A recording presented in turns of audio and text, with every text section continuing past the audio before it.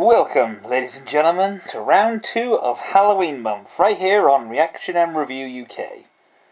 So, today's episode we're travelling from Transylvania all the way down to Egypt for our next movie. A movie that came to us from 1999, starring Brendan Fraiser. I am, of course, speaking about The Mummy. Probably the most pussy name out of all the horror icons, but let's not get too picky. So, will this movie pass the horror nostalgia test? Well, let's find out. With that in mind, everybody, grab something,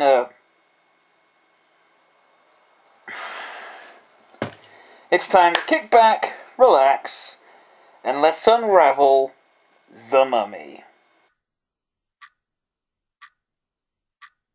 But for their love, they were willing to risk life itself.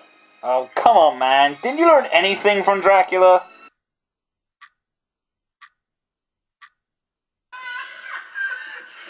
you no respect for the dead? Well, considering I keep making Michael Jackson jokes, I'm gonna have to say no. God rest his soul. To bet you $500 says we get the humming up before you. You're looking for humming up, Trump? Damn straight we are. Oh, good. Who says we Americans. Stupid Americans. Say, which one of you is a Catholic Republican?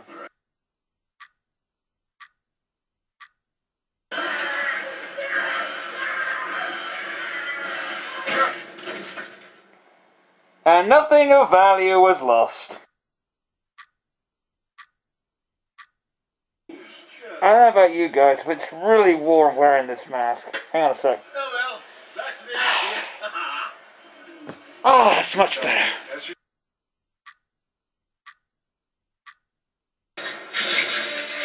His strength increases every time I feed him a Chaos Emerald. With all 7 emeralds in him, he'll be invincible and work for me! You know, nasty little fellows such as yourself always get their comeuppance. They do. Oh yes. Always. She's right, you know, it's all film 101 right there.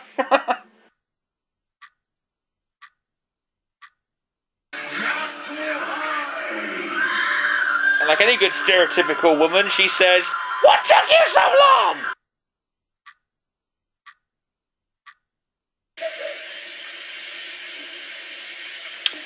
Film 101 at its finest.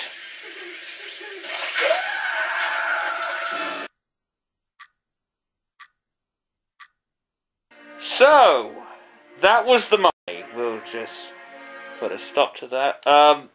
First of all, I want to just say something before we get started. Some people have left me comments via Facebook and YouTube explaining the differences between Bram Stoker's Dracula, the book, versus the movie. Just wanted to say thank you all very much for your input. I've been highly educated from it, and I'd love to hear more comments from you guys. Second of all, I want to just say that I kind of made a bit of a mistake with this movie, because I went into it thinking that The Mummy was going to be a horror movie in theme with Halloween month, but it turns out it was more of an action-based movie, so a bit of a screw-up on my part. But anyway, let's just get down to it. In terms of the locations, the lighting, and the special effects, this movie still looks pretty amazing. I mean, the lighting, especially at night with the torches, it looked believable, and it doesn't quite suck you into the world like Bram Stoker's Dracula did, but you really got to feel, and we're sort of along for the ride. The special effects, I mean, this is like a 1999 movie, so this is before, like, ILM really took Hollywood by a stranglehold. But for 1999 effects, yeah, I still say they look very impressive. I think that one of the better CG tricks was how Imhotep could extend his jaw down. His own visual effects as he kept morphing or regenerating, and the giant sort of sand wave. Sand wave, is that the best way to put it? Yeah. The sand wave, you know, which almost engulfed the plane. So the visual effects, it still looks stunning, even for a movie that's nearly 12? No, 13 to 14 years old. It still looks the part. You know, I'm very impressed about that. I've never really seen Brendan Fraser before in movies, but this is the movie I think, this is his best work. That and The Mummy Returns, but that's for another time, maybe. But yeah, I really liked his character, I really liked his performance, and it was kind of like the likeable action hero. Things like, John McClane or Indiana Jones and whatnot. He wasn't just like this brick that bled testosterone that you get in like a lot of movies, mainly like Arnold Schwarzenegger or Stallone, but he was kind of like a comical, not really comical, that's the wrong words, but he had a lot of comedic moments to help balance his character out, and I really got behind that. Speaking of comedy, the movie has a fair share of jokes that are still pretty funny, because when you watch a lot of movies that have comedic elements, sometimes they will become dated, or they have, references to things that makes you a bit confused. But to be fair, this movie, in terms of the comedic jokes, it still holds up.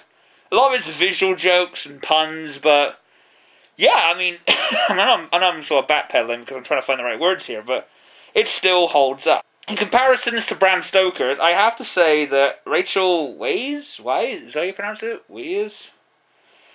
I have to admit, she is a better love interest than Winona Ryder. Now, don't get me wrong, Winona Ryder, who played Mina in Bram Stoker's Dracula, which I forgot to mention last time, so I'm kind of making up for lost time here.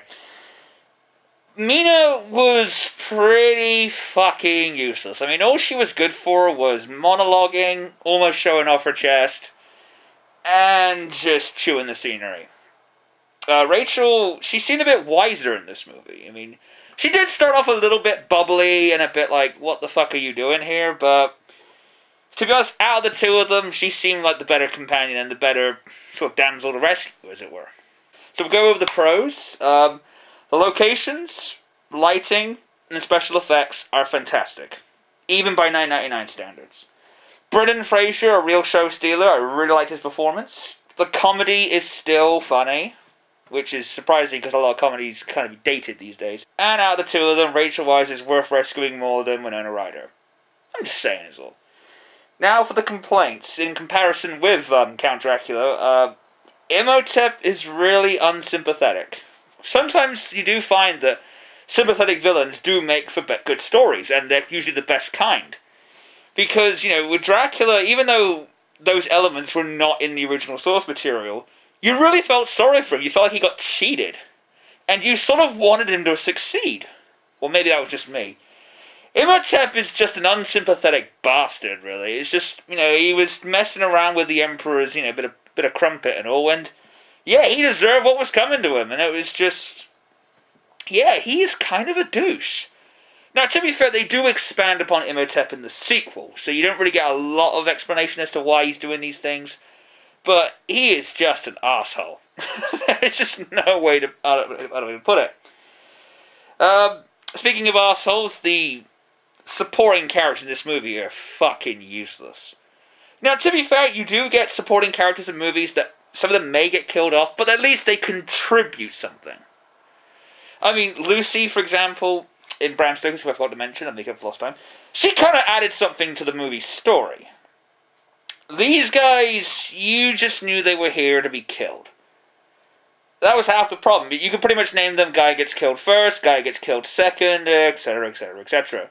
Even the guy with the little fez had to die as well. It's just like, and you never really see what killed him. He just kind of got mosh pitted to death, And Winston, that was kind of sad and poignant, but a bit pointless. Kevin J. O'Connor. Oh, God. Nothing against the guy. I'm sure he's a nice man, but his voice is like nails on a chalkboard. He reminded me of Antoine from Sonic Satam in places. Yeah, I was not a big fan of him, in all honesty. Going on to what I said near the beginning, the big problem this movie has, I was hoping, sort of adds into a horror element. But the movie is not really so much a horror movie, but it's more of an action movie. Now, normally this wouldn't be a bad thing. It's not really much of a bad thing, but considering I was going for horror movies, it kind of sticks out like a sore thumb compared to the others. It's the same kind of argument that people used over, say, Resident Evil 5 versus Resident Evil 2. It's more about action than it is about horror. Although, personally, I enjoyed RE5, bite me. But that's just how I feel. If you're looking for a horror movie, because I thought The Mummy, one of those horror icons next to, like, Frankenstein's Monster, Count Dracula, and the Wolfman.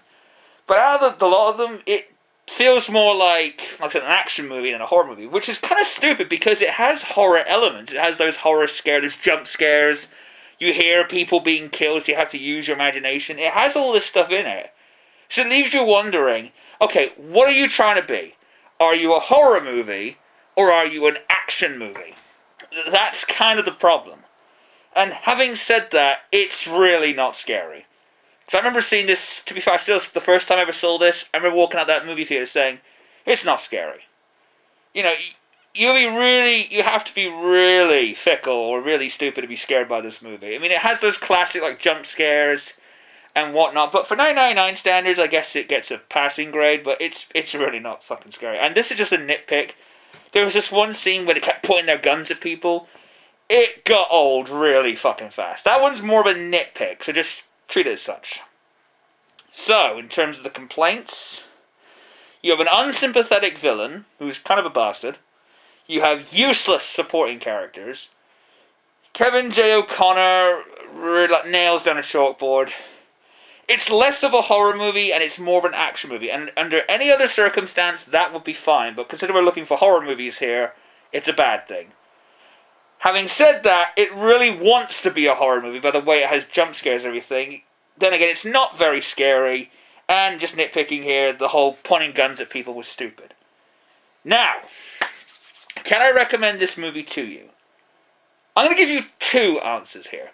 If you are looking for a horror movie for a perfect Halloween night, I would advise you to look elsewhere. Because even though it features a character that many would associate as a horror icon, next to people like Count Dracula, the Wolfman, and Frankenstein's monster, it really falls short in that regard. However, if you are looking for a basic kick-ass action movie and an all-round enjoyable movie for any time of the year, then it's perfect. So, in regards to the first answer, it fails on the horrific nostalgia test, but in terms of just a general enjoyable movie, it passes the nostalgia test. Anyway, you can find this movie, either DVD, Blu-ray, very cheap as chips now. It's probably available on Netflix. You can probably buy it off of Amazon or Play, very good websites. You may find it on YouTube, although you shouldn't, but there you go. With that in mind, ladies and gentlemen, we come to the end of another Action Review UK, all a part of Halloween month. I have been Random, and yes, I am fucking boiling under this mask, but I want to entertain you guys, saying take care, and I'll see you all in the near future. Peace. Unfortunately, no. These Americans are smart. They pay me only... Clearly this is a work of fiction, then. No, don't hate. I know you're going to anyway.